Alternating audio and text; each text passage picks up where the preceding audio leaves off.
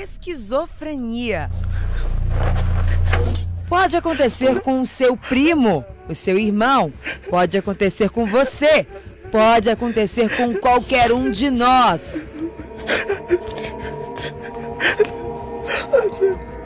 Muita gente tem a esquizofrenia e não sabe que tem. Mas o que é a esquizofrenia? Quais problemas um esquizofrênico pode ter? Que complicações o esquizofrênico pode causar para outras pessoas, para vizinhos, amigos, familiares?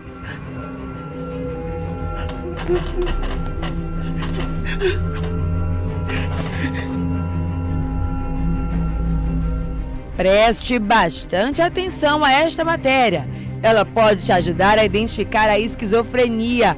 O esquizofrênico deve ser compreendido, ajudado, orientado.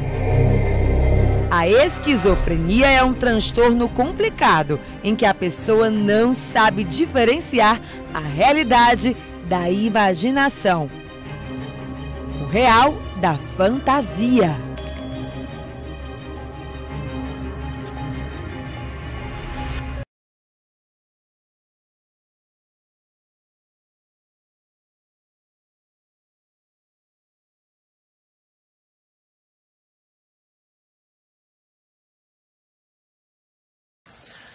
Vamos falar sobre esquizofrenia. Esquizofrenia é um transtorno mental complexo que dificulta na distinção entre experiências reais e imaginárias. Está sempre naquele mundo ali da realidade, da imaginação, interfere no pensamento lógico, nas respostas emocionais normais, no comportamento inesperado de situações sociais. Ao contrário do que a maioria das pessoas pensa, a esquizofrenia não é um distúrbio de múltiplas personalidades. Ela é uma doença crônica, complexa e que exige tratamento por toda a vida. No Brasil, há cerca de 1.600.000 esquizofrênicos. Como eu já disse, a esquizofrenia é uma doença mental crônica que se manifesta na adolescência ou no início da idade adulta. Sua frequência na população em geral é na ordem de 1 para 100 pessoas, havendo cerca de 40 novos casos para cada 100.000 habitantes por ano. No Brasil, estima-se que há cerca de 1.600.000 pessoas esquizofrênicas, e a cada ano, cerca de 50.000 pessoas manifestam a doença pela primeira vez. Ela tinha em proporção igual entre homens e mulheres. É tudo mito, que homem tende a ter mais esquizofrenia e mulher não. É mito. Em geral, inicia-se mais cedo no homem, por volta de 20, 25 anos de idade, e na mulher por volta de 25 a 30 anos. Aí vem a pergunta: pessoa idosa pode ter esquizofrenia? Pode. Criança pode ter esquizofrenia? Também pode. Porém, são fatos raros. Raros são as crianças. Os idosos são mais frequentes. Eles vêm desde os 20 anos, quando a doença começa a se desenvolver, e leva isso para o resto da vida dele. Entendeu? Com o tratamento sempre vai amenizando esses sintomas que logo vão ser falados. A esquizofrenia é uma desordem cerebral crônica, grave e incapacitante, que afeta em torno de 1% da população. Pessoas com esquizofrenia podem escutar vozes e acreditar que os outros estão controlando os seus pensamentos ou até conspirando para prejudicá-los. Essas experiências são aterrorizantes e podem causar medo, recolhimento ou agitação extrema. Pessoas com esquizofrenia podem falar coisas que não fazem sentido, ficar sentadas por hora, sem se mover ou falando muito pouco.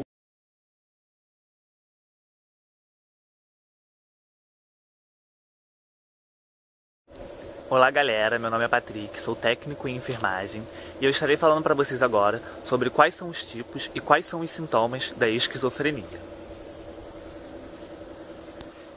Então galera, o impacto da esquizofrenia na vida do indivíduo e de sua família é devastador. E a melhor estratégia para evitar ou retardar esses efeitos ainda é o reconhecimento precoce dos sintomas.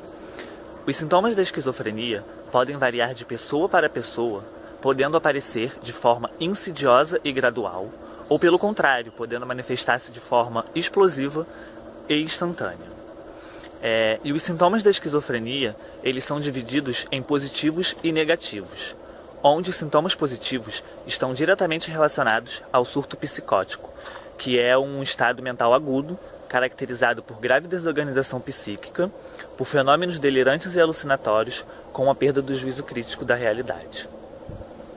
E a capacidade de perder a noção do que é real e do que é fantasia é um dos aspectos muito presentes nos quadros agudos da esquizofrenia. Então, pessoal, agora eu estarei falando para vocês sobre os sintomas negativos. Os sintomas negativos estão relacionados à fase crônica da doença, embora eles possam ocorrer na fase aguda. Eles se estendem por mais tempo e predominam a longo prazo. Esses sintomas são chamados também de deficitários, com referência à deficiência de algumas funções mentais, como a vontade e a afetividade. Assim, são exemplos de sintomas negativos a perda de motivação, a perda da atenção ao meio que o rodeia, a perda de uma resposta afetiva e a perda de uma resposta social.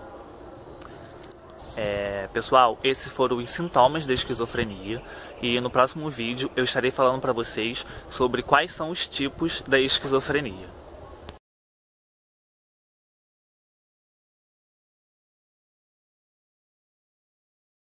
No vídeo anterior eu falei para vocês sobre os sintomas da esquizofrenia e neste eu estarei falando para vocês sobre quais são os tipos desta doença.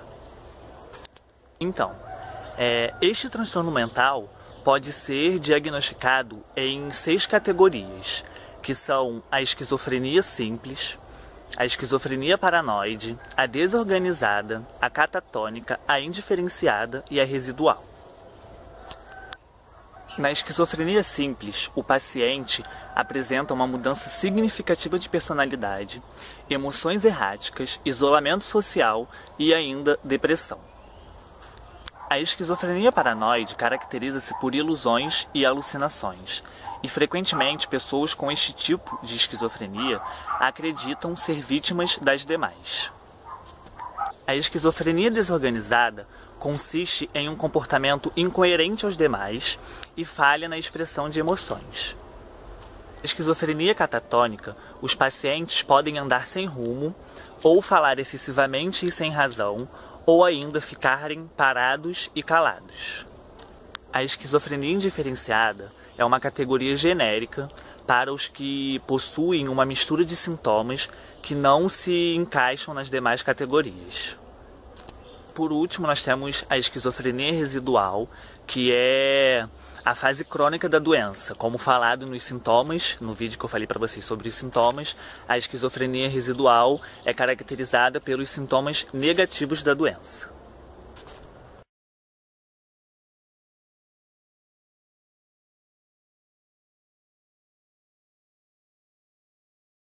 Bom dia, meu nome é Lidiana, eu sou técnica em enfermagem e vou estar falando um pouco sobre o diagnóstico da esquizofrenia. Não existem exames laboratoriais capazes de detectar a esquizofrenia. Por conta disso, o diagnóstico é feito com acompanhamento de um psiquiatra que durante as consultas irá entrevistar o paciente junto com seus familiares. E durante essas consultas ele tentará identificar alguns sintomas, como falta de contato visual, dificuldade de fazer atividades, problemas de fala. Portanto, esse diagnóstico é meio complicado em crianças. E a esquizofrenia só é detectada na fase da adolescência ou adulta. Na mulher, entre 25 anos e 30 anos. O homem, entre 20 e 25. Por a esquizofrenia só ser detectada na fase da adolescência ou na fase adulta, esse diagnóstico pode levar anos.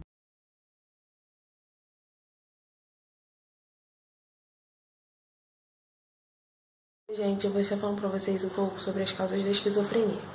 Então, a esquizofrenia ela é uma doença que ela não há uma causa exata ainda, mas sabe-se que a hereditariedade é um fator de muita importância para ela. Então, pois pessoas com parentes mais próximos com a esquizofrenia têm uma maior chance de vir a desenvolver a doença comparada a outras pessoas. O risco é progressivamente maior em pessoas com parentes geneticamente mais próximos.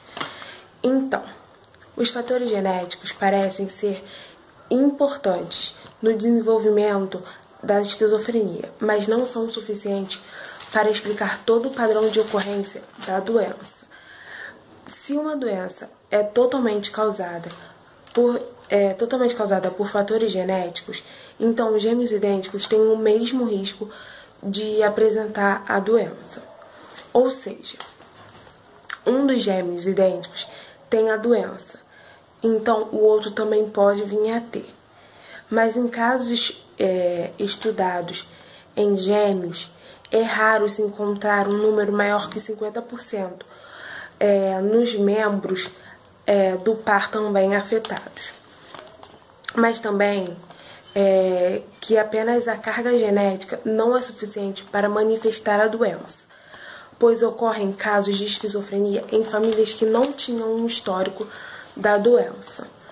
Isso significa que a esquizofrenia não é uma doença hereditária simples, mas sim o que se chama de uma doença geneticamente complexa, sendo, portanto, multicasual.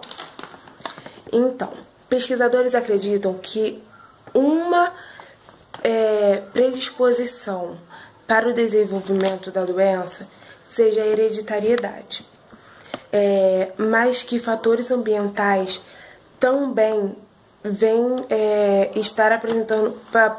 podem também estar ajudando a provocar a doença. Então, temos possíveis fatores que possam ajudar no desenvolvimento da doença, assim como complicações durante o parto e a gravidez. E assim, aumenta o risco de desenvolvimento, devido à ocorrência de lesões no cérebro em desenvolvimento. Exposição a vírus no pré-natal, principalmente durante o 5º mês, que é o mês onde acontece o maior desenvolvimento do cérebro do feto. Então, estudos mostram que uma mulher grávida que contraia uma doença viral pode vir a ter um filho com maior risco de desenvolver a esquizofrenia. Contudo, as infecções virais maternas são responsáveis apenas por uma pequena fração que é elevado ao risco de esquizofrenia. Fatores ambientais adicionais que possam complicar a doença incluem o estresse e o estresse durante a adolescência, principalmente. Então, gente, é isso. Vamos dar continuidade ao trabalho.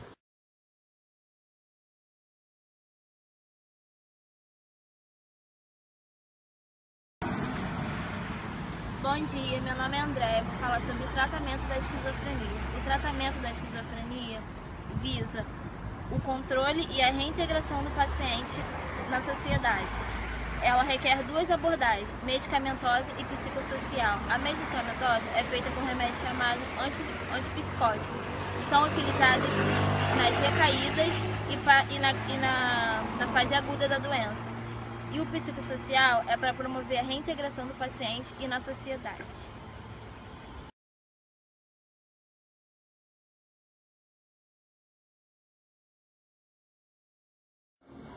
Bom dia, meu nome é Auriane, sou técnica de enfermagem. Eu vou falar um pouco como os familiares são aliados importantíssimos para a recuperação dos doentes que têm esquizofrenias. Os familiares são aliados importantíssimos no tratamento e na reintegração do paciente. É importante que sejam orientados quanto à doença esquizofrenia, para que possam compreender os sintomas e as atitudes do paciente, evitando interpretações errôneas e atitudes inadequadas dos familiares podem muitas vezes colaborar para piorar a clínica do mesmo. O impacto inicial da notícia de que alguém da família tem esquizofrenia é bastante doloroso, Como a esquizofrenia é uma doença pouco conhecida e sujeita a muitas desinformações, as pessoas se sentem perplexas e confusas. Frequentemente, pacientes, os familiares reagem com também atitudes inadequadas,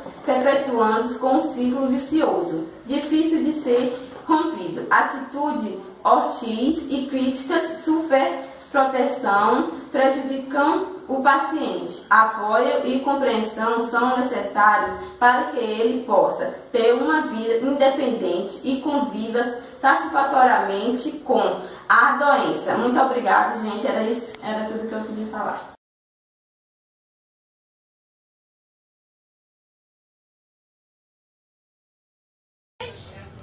Oi, gente, bom dia.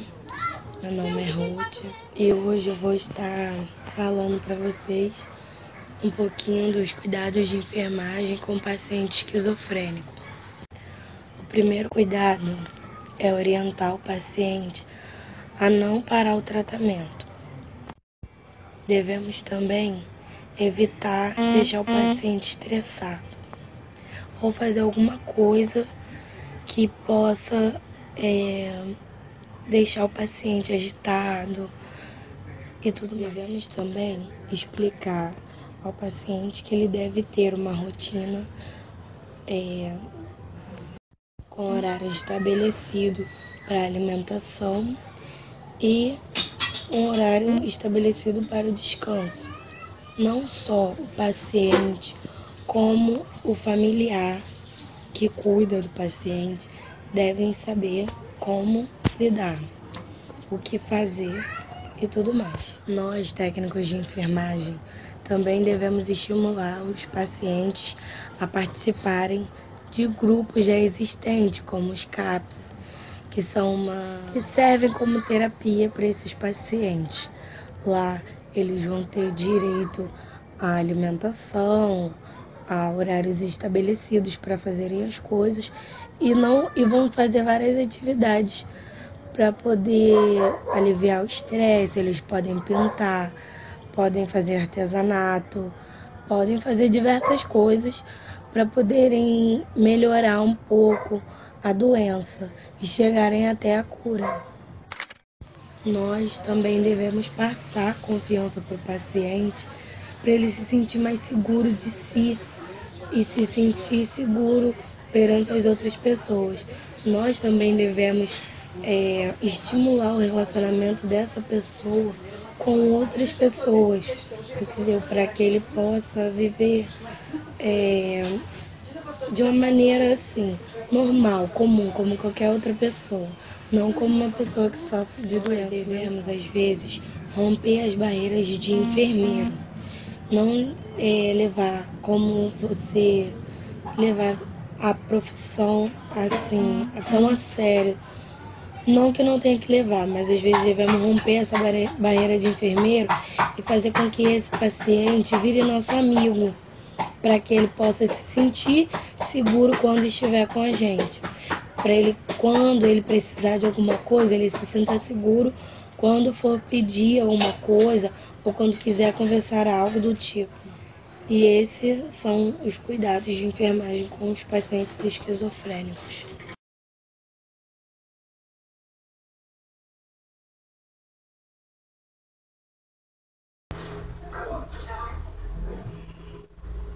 Mônica.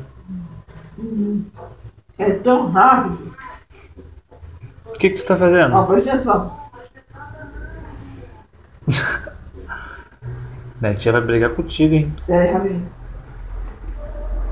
Tu não ia fazer um desenho?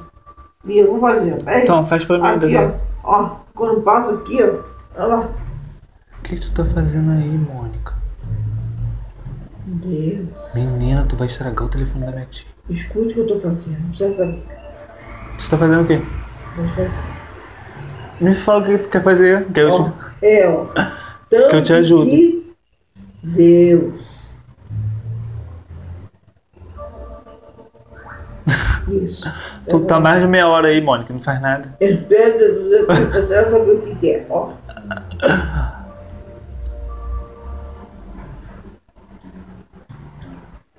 Me conta uma história, Mônica. Quanto tempo tu Rapidinho, conta você vai saber. suas histórias?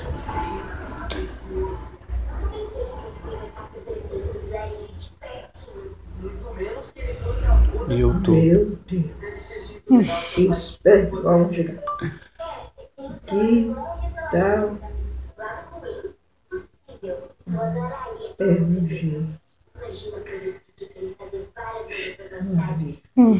Ela viu? Aqui, ó. Isso te incomoda bastante, né? Exatamente. Fica tranquilo, a gente muda de assunto. Posso falar sobre uma coisinha superficial? Pode. Aparece, você não entende? Aparece pra tu ver. Tu vai ver. Apareceu o quê? As fotinhas. Que foto? Deixa eu te mostrar um negócio no telefone. É.